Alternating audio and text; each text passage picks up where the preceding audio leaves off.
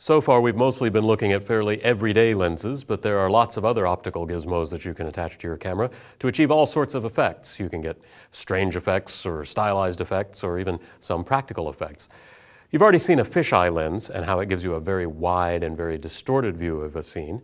On the more practical end of the spectrum are macro lenses, which allow you to shoot extreme close-ups of objects. Technically, what makes a macro lens is that there's a one-to-one relationship between the size of the object that you're shooting and the size of the image that gets captured. I'm going to skip all the math bit, and we'll just say that when you shoot with a macro lens, you can shoot close-ups and get perspectives that you just can't shoot with non-macro lenses. Like other lenses, macro lenses come in a variety of focal lengths. This is a 100 millimeter macro, but you might also see 60 and 50 millimeter macro lenses. Those shorter macro lenses are lighter and they're less expensive, but they require you to get much closer to your subject than a nice long macro like this 100 millimeter. So if you're serious about macro photography, you'll want to get the longest macro lens that you can afford just for the sake of shooting flexibility. Now there are some zoom lenses out there that claim to have a macro feature built in, but be very careful when considering these lenses. If they can't achieve a one-to-one magnification level, then they're not true macro lenses. Extension tubes are another budget macro alternative. An extension tube doesn't actually have any glass in it. It sits between your camera and your lens, and it serves to get the sensor farther from the lens. So it just attaches to the back the way a lens would.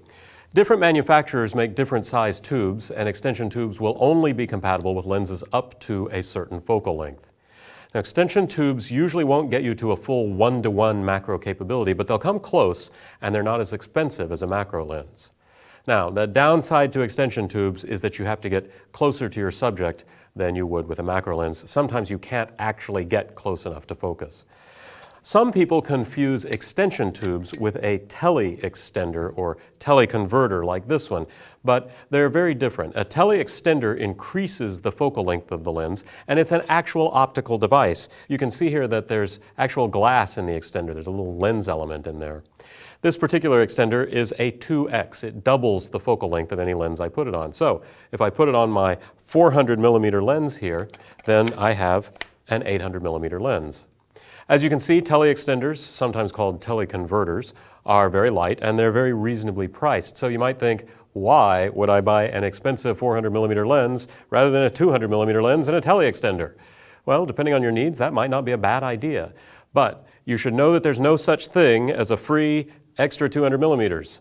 Teleconverters cost you some light. In the case of this 2x converter, it's a whopping 2 stops of light.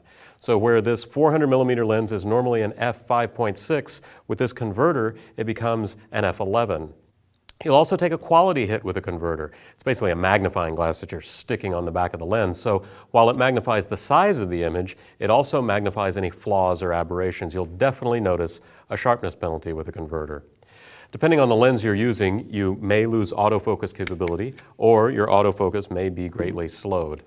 Here's another teleconverter. Rather than 2x, it only gives you 1.4x on your focal length, but it also only costs you 1 stop, so you can eke out a little more focal length without slowing the lens down too much. This is a Tiltshift lens. Now, the way this works is as I turn these knobs, I can move the front and rear elements of the lens independently. Tilt-shift lenses have a number of uses, but they're most commonly used for architectural photography. Look at this building. Because I was looking up at it from ground level, I'm getting perspective distortion. It's no longer kind of perfectly squared off, it's receding into the sky. With a tilt-shift lens, I can correct for that perspective to square up the building. Here's another fairly unusual thing you can put on your lens. This is a Lensbaby, and it may look like some kind of orthopedic device of some kind.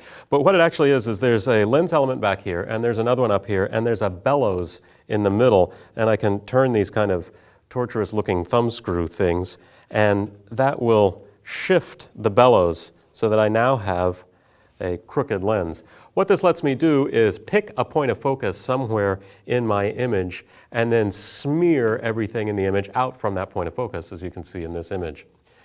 Those are just a few of the options that you might find for your camera. There are other things you can stick on the front of your camera, such as a pinhole lens for shooting digital pinhole photographs, Holga lenses for getting a grungy toy look, telescope adapters for sticking your camera on the end of a telescope, and a whole lot of other things. If you're interested in a particular type of photography, a little Googling around should lead you to resources and product reviews on specific hardware.